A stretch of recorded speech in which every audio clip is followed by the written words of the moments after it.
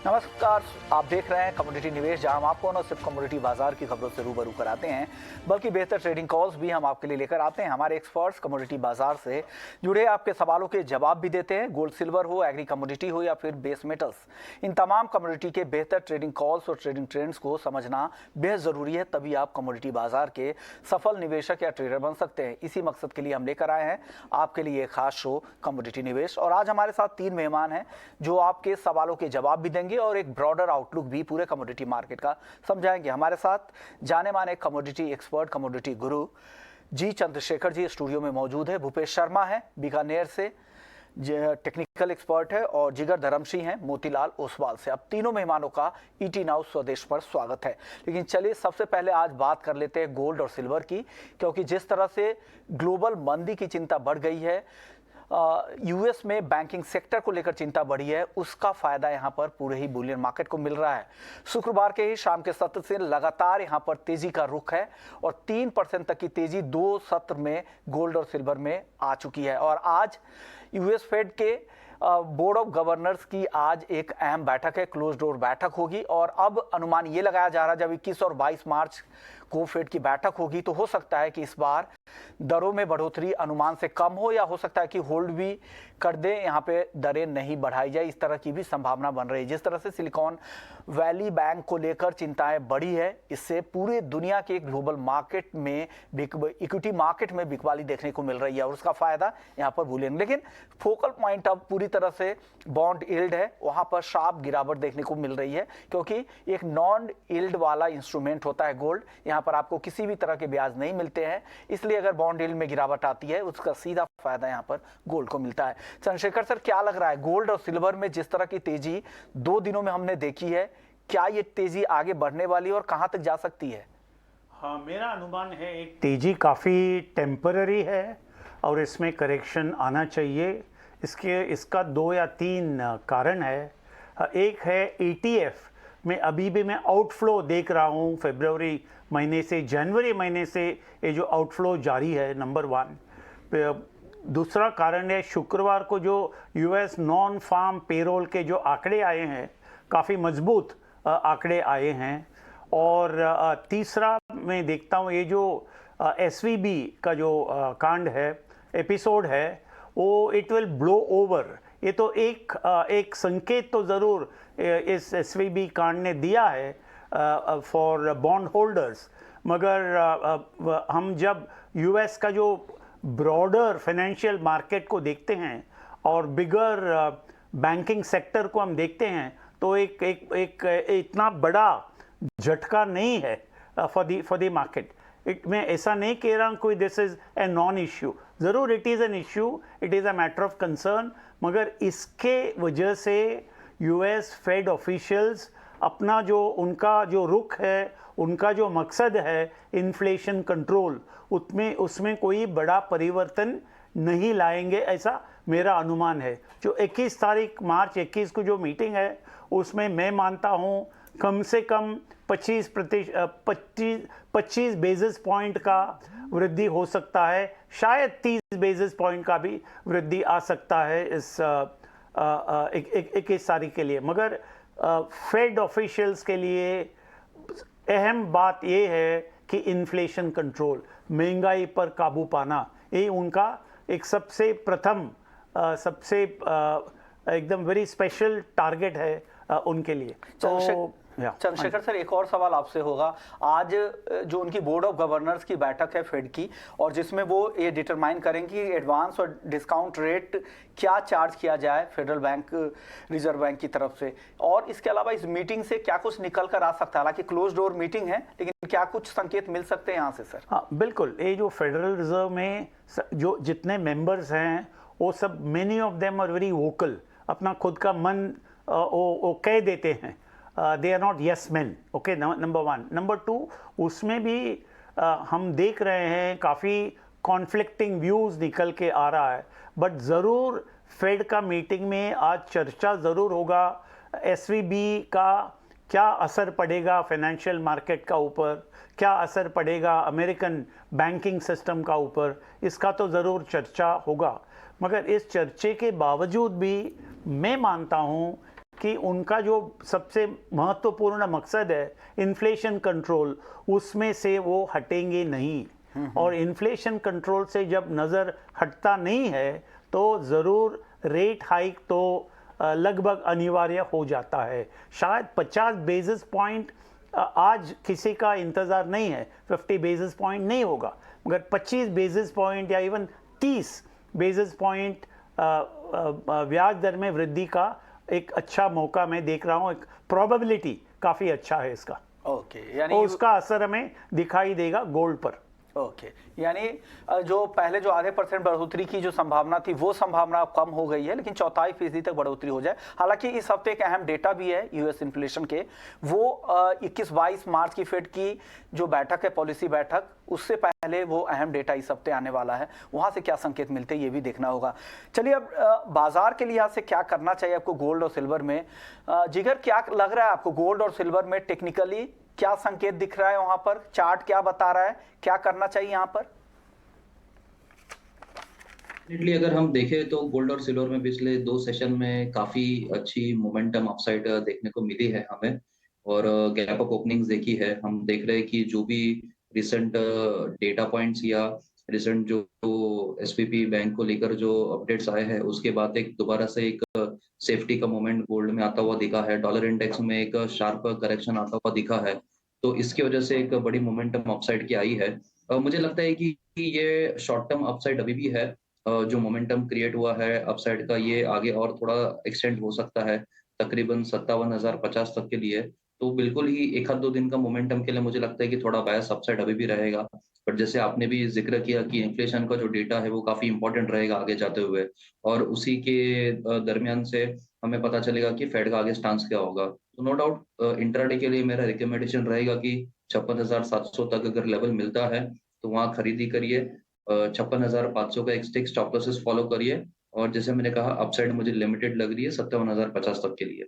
Okay, आप जो parameter से आप पैटर्न यूज करते हैं, उस इंडिकेटर से क्या इंडिकेट मिल रहा है भूपेश जी गोल्ड और सिल्वर में? जी नमस्कार सर। गोल्ड की बात करें तो गोल्ड में अभी पॉजिटिव मोमेंटम बना हुआ है। मैं जिन इंडिकेटर्स का यूज करता हूँ उस हिसाब से भी गोल्ड अभी शॉर्ट टर्म के लिए मोमेंटम पॉजिटिव बना हुआ है। जब तक गोल्ड इंट्राडे में 56,500 के ऊपर कंटिन्यू ट्रेड करता है तब तक इसमें लेवलिंग करके ही काम करना चाहिए। परंतु ये भी ध्यान रहे कि जो स्ट्रिक्ट स्टॉप लॉस फॉलो करना है वो करना ही पड़ेगा 56,500 तक। चलिए, कुछ दर्शकों के सवाल ले लेते हैं। हमारे साथ बेस मेटल्स के पहले दर्शक है क्रिश हैं दिल्ली से, कि कॉपर में क्या करना चाहिए। भूपेश जी, क्या करना चाहिए, क्या सलाह है उनके लिए? जी कॉपर में आज के दिन मोमेंटम अभी भी नेगेटिव बना हुआ है। मुझे उम्मीद है कि कॉपर में अभी बिकवाली करनी चाहिए। नीचे में 748 के नीचे जाता है तो कॉपर का जो ओवरऑल ट्रेंड काफी ज्यादा नेगेटिव हो जाएगा। तो इसमें 756 का स्टॉप लॉस लगाकर अभी बिकवाली कंटिन्यू रखनी चाहिए। ओके, इसके बंसल है ग्वालियर से, क्या जिंक 250 रुपए तक फिसल कर आ सकता है? क्या आज के सत्र में सभी मेटल में शुरुआती तेजी अब गायब हो गई है? जिगर, क्या लग रहा है जिंक में? देखिए, सारे मेटल्स में करेक्शन जरूर से आया है। हमने देखा है कि जो भी रिस्क वाले एसेट्स है, जैसे कि कमोडिटीज में कॉपर हो गया, मेटल्स हो गया, सारे उसमें करेक्शन जरूर से आता हुआ दिखा है। बट यस, मुझे लगता है कि थोड़ा करेक्शन है बट डाउनसाइड लिमिटेड है। मैं बहुत बड़ा फॉल एक्सपेक्ट नहीं कर रहा हूँ। मुझे लगता है कि जिंक में कहीं ना कहीं 257, 256, 50 ये एक सपोर्ट जोन है। थोड़ा करेक्शन आ सकता है बट उससे ज्यादा डाउनसाइड में जिंक में एक्सपेक्ट नहीं कर रहा हूँ। वहां से मुझे लगता है कि एक पुल बैक आएगा। हालांकि ये भी नहीं है कि बहुत बड़ी ट्रेंड है, एक बड़ा रेंज बाउंड मोमेंटम रहेगा। 256-50 और 262-50 इस रेंज में ट्रेड करता हुआ दिखेगा जिंक आज के सेशन में। ओके, चलिए, एक और इम्पोर्टेंट खबर है, उससे पहले बेस मेटल्स में चंद्रशेखर सर का व्यू जान लेते हैं। सर, बेस मेटल्स को लेकर आपका क्या नजरिया है? बिल्कुल, अभी तो जो कमज़ोरी है तो ज़रा सा market showing science of weakness, ये मेरा अनुमान में काफ़ी टेम्पररी है। एक बड़ा कारण है चीन का जो लक्ष्य था, जीडीपी ग्रोथ टारगेट जो था 5.5% का, वो घट करके 5% हो गया है। मगर आप ये भी देख लीजिए, $18 ट्रिलियन का इकोनॉमी है, वो 5% में उसमें वृद्धि आ गई तो they will be adding $900 billion to that economy.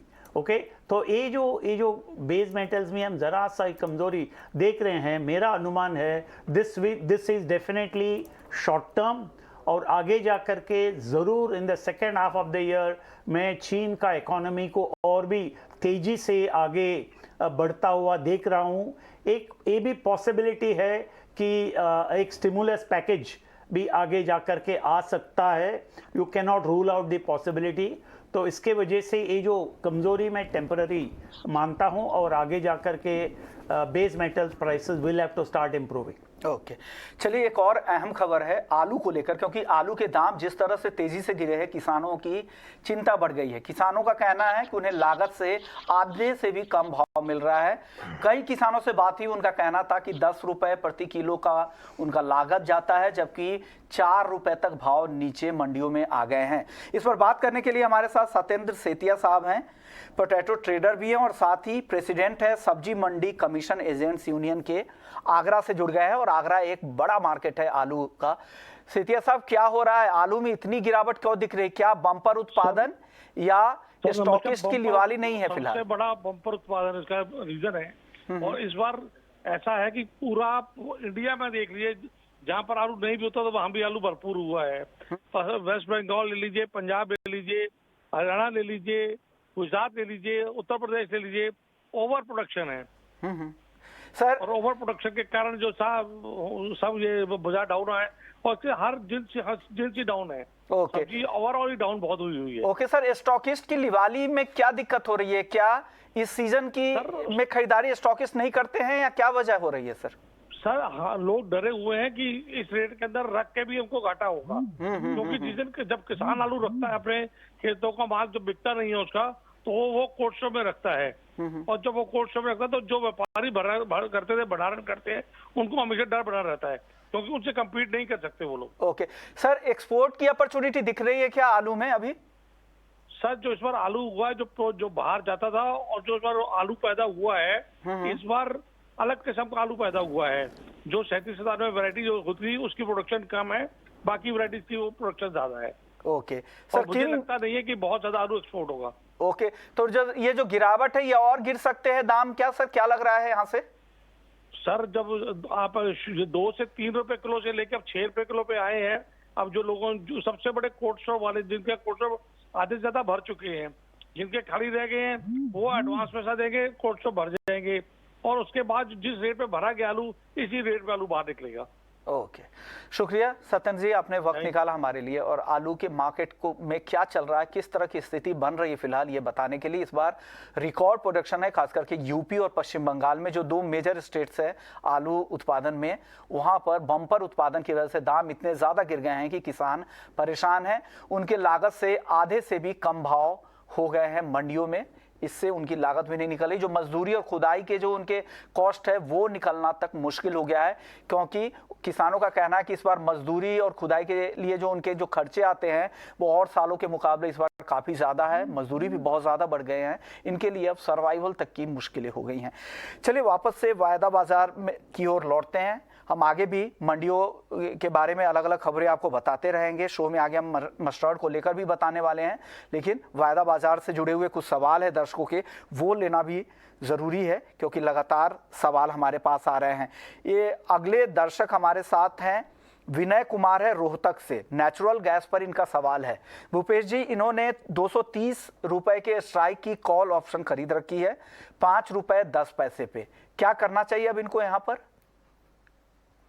Ji, natural gas के चार्ट को अगर देखें तो इसका स्ट्रक्चर अभी भी नेगेटिव बना हुआ है। जब तक नेचुरल गैस का भाव 215 रुपए के ऊपर सस्टेन नहीं करता, तब तक इसमें लेवाली करनी नहीं चाहिए। मेरे हिसाब से अभी इनको 230 रुपए की कॉल का जो ऑप्शन है, वो प्रीमियम इनको उस प्रीमियम से इनको एग्जिट होना चाहिए। जमील भाटी हैं चूरू से। क्रूड और नेचुरल गैस किस स्तर पे खरीदें या बेचें? जिगर क्रूड की बात करें तो क्रूड में आज जरूर से गिरावट आई है, बट हमने देखा है कि पिछले 2-3 महीनों में एक ब्रॉडर रेंज में ट्रेड करता हुआ दिखा है, और अभी का जो लेवल्स है वो कहीं ना कहीं एक स्ट्रॉन्ग सपोर्ट जोन के करीब है। तो मुझे लगता है कि हल्की सी शॉर्ट कवरिंग आ सकती है, बहुत बड़ी ट्रेंड तेजी नहीं है, बट शॉर्ट कवरिंग आ सकती है। तो 61-60 के करीब मौका मिले तो वहां खरीदारी का मौका लेना चाहिए। 60-90 का एक स्टॉप लॉस रहेगा। हायर लेवल्स पे मुझे लगता है कि 60 टू 70 के करीब एक बार बुक प्रॉफिट करके एग्जिट कर लेना चाहिए। नेचुरल गैस की अगर बात करें तो मेरा भी व्यू है कि नेचुरल गैस में बहुत ज़्यादा तेज़ी नहीं है। मुझे लगता है एक साइडवेज टू लोअर रेंज में ट्रेड करता हुआ दिखेगा मार्केट। डाउन साइड पे हम देखें तो 195 का काफ़ी अच्छा सपोर्ट है और हायर लेवल्स पे 209 का इमीडिएट रेजिस्टेंस एरिया है। ये एक रेंज है, मुझे लगता है इस रेंज के बाहर निकलेगा तो फर्दर हमको डायरेक्शनल मूव मिल सकता है नेचुरल गैस में। ओके। चंद्रशेखर सर, ये क्रूड में फिर से गिरावट बढ़ गई है। पिछले हफ्ते भी हमने देखा था, हालांकि सत्र के आखिरी कारोबारी दिन वो रिकवरी की कोशिश हुई थी, लेकिन पूरे हफ्ते कमजोरी दिखा था और आज देखिए फिर से करीब करीब 2%, पौने 2% के आसपास की गिरावट है। क्या हो रहा है? ग्लोबल मंदी की चिंता यहाँ हावी हो रही है, क्या खबर है सर? नहीं, सबसे महत्वपूर्ण बात यह है कि रशिया जिसका उत्पादन घटने का संभावना के बारे में लोग बात करते थे, वैसे पिछले 2 महीने से रशिया का उत्पादन कम नहीं हुआ है, तो काफ़ी मार्केट में सप्लाई है। This is number 1। और मगर अभी इंटरनेशनल एनर्जी एजेंसी और ओपेक, वो दोनों का रिपोर्ट अभी निकलेगा इस हफ्ते। कल एक रिपोर्ट निकलेगा और परसों और एक रिपोर्ट निकलेगा। उसमें उनका डिमांड का क्या अनुमान है, इसे हमें देखना पड़ेगा। मगर अब माहौल ऐसे बन रहा है कि the market is over supplied. मगर ये जो market is over supplied it is a perception, it is a sentiment. ये कभी भी इसमें बदलाव आ सकता है। नंबर 1, इसके मैं क्यों कह रहा हूँ? एक है, यूएस में जो शेल ऑयल का उत्पादन है, कोई बड़ा वृद्धि दिखाई नहीं दे रहा है उसमें। ऑन दी अदर हैंड आप डिमांड साइड देखोगे तो ज़रूर एशियन डिमांड जो है क्रूड ऑयल का, वो तेज़ी से बढ़ते जा रहा है। खास करके चीन और भारतवर्ष, हमारा देश के वजह से क्रूड ऑयल का डिमांड बढ़ते जा रहा है। तो ये जो माहौल अब बना है that the market is over supplied, मैं मानता हूँ एक टेम्पररी है। और इस हफ्ते जो रिपोर्ट्स आएंगे इंटरनेशनल एनर्जी एजेंसी और ओपेक, उसका आधार पर ही आगे का मार्केट का रुख निकलेगा। तो एक तरफ है inflation, high prices, rising interest rate, दूसरा तरफ है lower US production, increase in demand in Asia. तो it's actually kind of tug of war. मगर इस एक हफ्ता कोई बड़ा क्या बोलो स्पेकुलेटिव इन्वेस्टमेंट नहीं करना चाहिए इस मार्केट में। Investors are to wait for this week to know developments और देन टेक अ कॉल क्या करना चाहिए। ओके, यानी इस हफ्ते का वेट करें, फिर स्थिति साफ हो, उसके बाद आप नए पोजीशन बनाने की सलाह चंद्रशेखर सर की तरफ से दी जा रही है। समीर बुलंदशहर से है, क्रूड और एनजी में ऑप्शन का ट्रेड जानना चाह रहे हैं। भूपेश जी, ऑप्शन में कुछ है क्या मौके क्रूड एनजी में? जी बिल्कुल, अभी 6300 रुपए की पुट खरीदनी चाहिए और इसमें 25 पॉइंट का स्टॉप लॉस लगाना चाहिए। इसमें 50 से 75 पॉइंट बहुत आसानी से मिल सकते हैं। दूसरा, अगर नेचुरल गैस की बात करेंगे तो नेचुरल गैस का ट्रेंड साइडवेज है, तो इसलिए डायरेक्ट ऑप्शन खरीदने की कोई कॉल नहीं रही। ओके सर, नेचुरल गैस को लेकर चंद्रशेखर सर क्या लग रहा है, वहां पर क्या हो रहा है? हाँ, नेचुरल गैस मार्केट आप यूरोप देखोगे तो वहाँ एकदम suddenly there is a flare up in prices. मगर इसके 2 कारण है। एक है यूरोप में क्विक कोल्ड स्नैप उसे कहते हैं, टेम्पररीली वहाँ सर्दी बढ़ गई है, तो उसके वजह से गैस का डिमांड बढ़ गया है।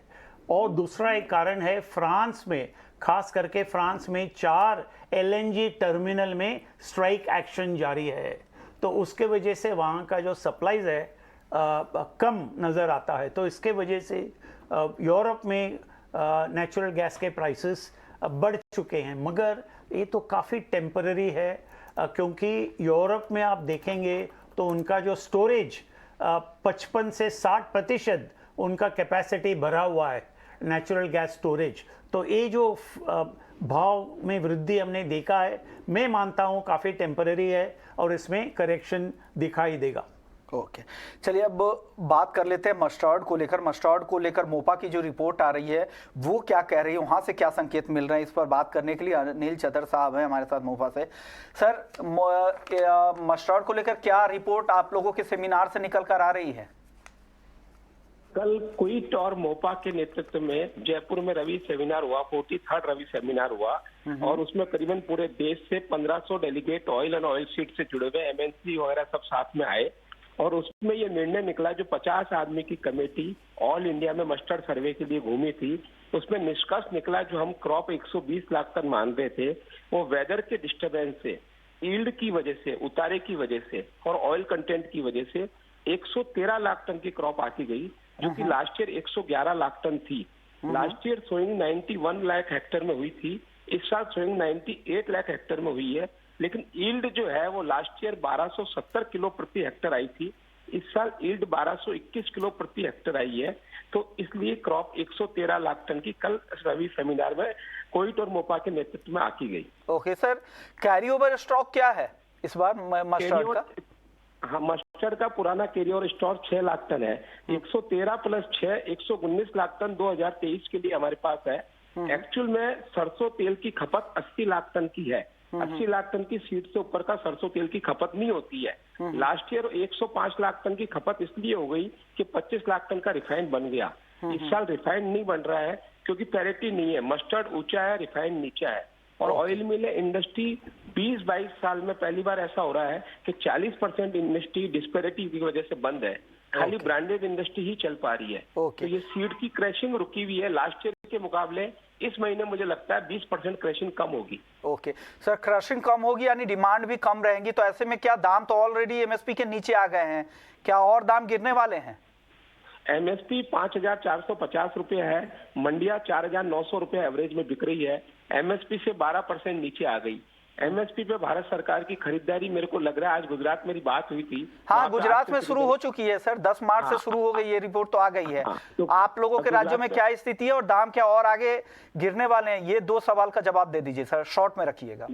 हमारे 20 तारीख से खरीदी चालू होने की संभावना है और इस लेवल पर और दाम घटने की संभावना नहीं है, क्योंकि एक तरफ एमएसपी 5,450 पे है और मंडी 4900 रुपया है। तो जैसे ही एमएसपी पे खरीदी शुरू होगी दाम गिरने रुक जाएंगे। ओके, शुक्रिया अनिल जी, आपने वक्त निकाला और अपनी रिपोर्ट भी बताई और क्या मार्केट की स्थिति है डिमांड को लेकर और मंडियों को लेकर क्या स्थिति बन रही है। चंद्रशेखर सर, अब आपसे मेरा सवाल होगा, भाव काफी गिर रहे हैं, किसान परेशान हैं, एक तरफ रिकॉर्ड हम इंपोर्ट कर रहे हैं खाने के तेल का, जनवरी तक के जो डेटा आए हैं सी की तरफ से मिले थे वो तो रिकॉर्ड इंपोर्ट कर रहे हैं, क्या लग रहा है आप समय आ गया है इंपोर्ट ड्यूटी बढ़ाने का? हाँ, मैं मानता हूँ 2 चीज़ होना चाहिए। एक तो एकदम रोबस्ट प्रोक्योरमेंट सिस्टम, क्योंकि खरीदी करना चाहिए, किसान को कोई नुकसान नहीं होना चाहिए, किसान ऐसा महसूस नहीं करना चाहिए कि यार मैंने ज़्यादा उत्पादन किया उसके वजह से मैं अभी भुगत रहा हूँ, भाव कम हो गया। तो प्रोक्योरमेंट सिस्टम काफ़ी अच्छा होना चाहिए, उसका मैं इंतज़ार कर रहा हूँ। उसका जिम्मेदारी सरकार का ऊपर है, केंद्र सरकार और राज्य सरकार। दूसरा है, अभी हमें एक एडिबल ऑयल इंपोर्ट टैरिफ के बारे में भी सोचना पड़ेगा, क्योंकि टैरिफ जब हम बढ़ाते हैं, इंपोर्ट ड्यूटी बढ़ता है, ज़रूर उसका असर हमें इस मार्केट में दिखाई देगा। तो मैं मानता हूं कि टैरिफ के बारे में एक रिव्यू करना लगभग अवश्य हो गया है।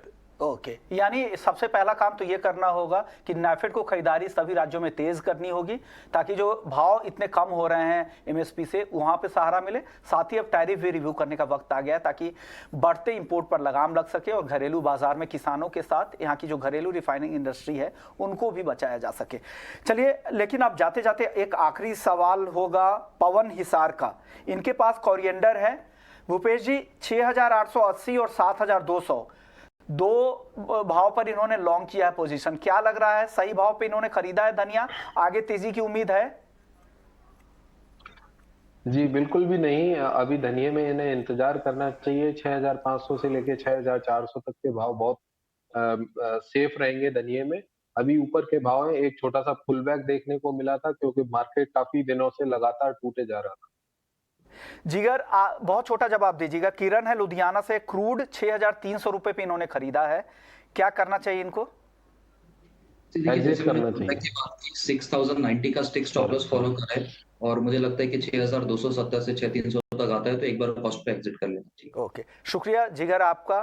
भूपेश जी आपका, चंद्रशेखर सर आपका, आप लोगों ने वक्त निकाला। लेकिन तमाम कमोडिटी के जो दर्शक है उनके लिए एक बहुत ही अहम शो आ रहा है। एसवीबी संकट कितना विकट है, कमोडिटी मार्केट पर इसका क्या असर होगा और क्या बुलियन जो भी ट्रेडर है उनके लिए क्या फायदे की खबर है। तमाम खबरों की पूरी डिटेल्स, पूरी बारीकियां आपको अगर समझना है तो देखिए स्वदेश विशेष ब्रेक के बाद। नमस्कार।